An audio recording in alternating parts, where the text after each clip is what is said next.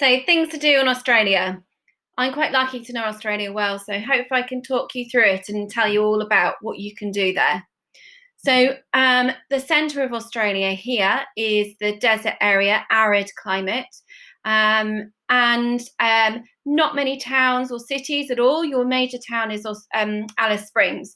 So here is absolutely stunning landforms that have been made through all the sandstone and shaped by the wind and the erosion. And you've got lots of canyons there, and also rock structures, a little bit like Ayers Rock and Uluru. Some of the famous ones called the Olgas as well, that are just tremendous to see and very sacred to the Aboriginal people. So you can go on treks through most of these places. Some of them are too sacred, so you have to know where to go. You can camp under the stars, and just a fantastic place to see some unusual animals as well, right in the desert. So lizards and snakes and things like that survive in these really harsh, hot conditions. So then in your tropical area, up here in the northeast, you've got Cape Tribulation. And because it's got coastline on either side, you can visit the beach.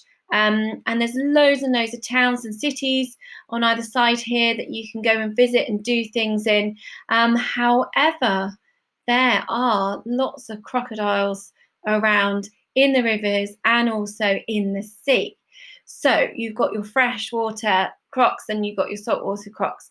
So you've got to look out for those signs. So you can go walking, trekking. There's loads of lovely waterfalls to go and see. And then you can obviously go and on boats on the rivers, and like the Daintree, and on the sea itself. Now, from here, from Cairns, you can actually go out to the Great Barrier Reef. Not a very long journey on boat, and you can go snorkeling on the reef there. There's deep sea diving as well. So lovely, lovely forest areas, beautiful birds and animals. The Casawara lives up here as well in this tropical zone.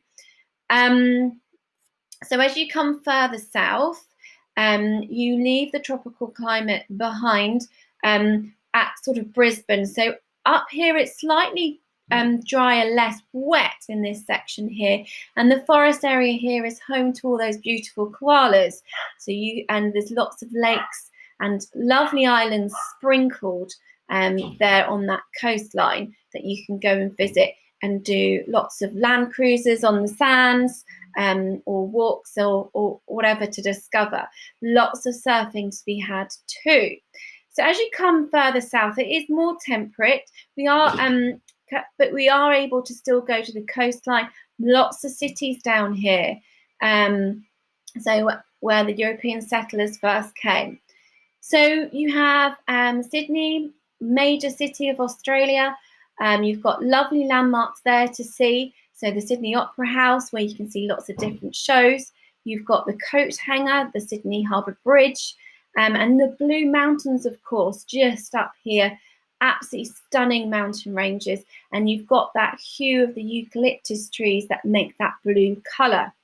So further south, we are getting cooler in the temperate area, and you do find these snowy mountains in between Sydney and Canberra. And you can go skiing and have a lovely time there. You can it's much more rugged on the coastline here. Lots of animals in the water. We have lots of whales, grey whales and orca whales that trek up to warmer waters during the end of the summer and the autumn.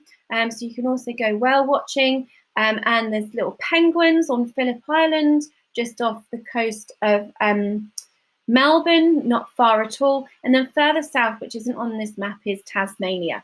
So lots of trekking, lots of walking, beautiful countryside, and tons of animals to discover. So lots to do. You're going to have a look on the next slide now and watch the video there, and answer the questions for task 1. Have fun.